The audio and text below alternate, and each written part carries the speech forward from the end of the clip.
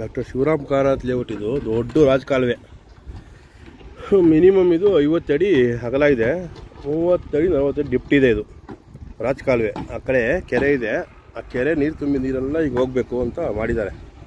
ಸುಮಾರು ಆ ಕಡೆ 7 ವಿಲೇಜ್ ನೀರು ಇಲ್ಲಿ ನೀರು ಬರುತ್ತೆ. ಇಲ್ಲಿ 5 ಬ್ಲಾಕು ನೀರು ಬರುತ್ತೆ. ಆ ನೀರೆಲ್ಲ ಹಿಂಗೆ ಹೋಗೋ ರೀತಿ ಮಾಡಿದ್ದಾರೆ. ನಾವು ಮೋರಿ ಮೇಲೆ ಇದ್ದೀವಿ ಈಗ.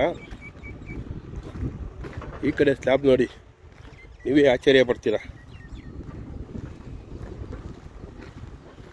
ಒಳ್ಳೆ ಅಂಡರ್ ಪಾಸ್ ಇದ್ದಂಗೆ ಇದೆ. ಇದು ಬಿಗ್ಗೆಸ್ಟ್ ರಾಜಕಾಲುವೆ. 40 ಫೀಟ್ ಆ್ಯಂಡ್ 30 ಅಡಿ ಡಿಪ್ಟ್ ಇದೆ. ಡಿಪ್ಪು 40 ಫೀಟ್ ಅಗಲ ಇದೆ.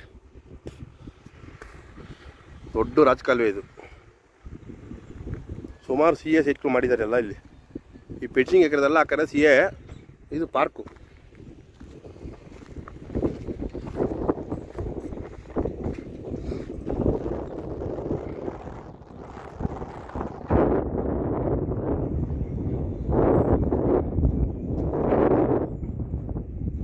ದೊಡ್ಡ ರಾಜಕಾಲುವೆ ಇದು.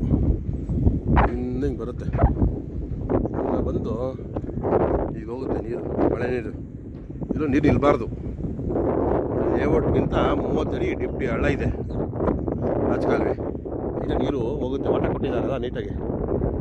ಇದೆಲ್ಲ 40-60 ಸೈಟ್ಗಳು. ಇವೆಲ್ಲ 40-60 ಲೈನು.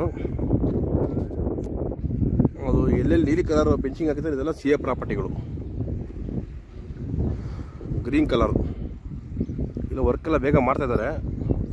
ಮಣ್ಣು ತೆಗಿತಾರೆ, ಹಳ್ಳ ತುಂಬ್ತಾರೆ, ನೀಟಾಗಿ ಮಟ್ಟ ಮಾಡ್ತಾ ಇರ್ತಾರೆ.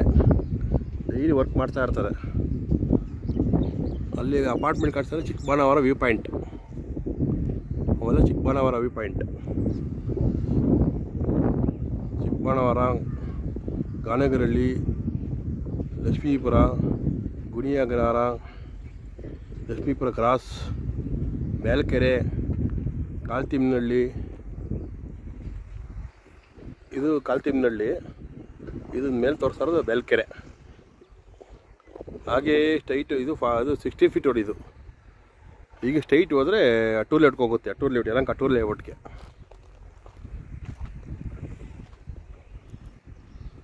ಡಾಕ್ಟರ್ ಶಿವರಾಮ್ ಕಾರಾತ್ ಲೇಔಟ್ ಇದು.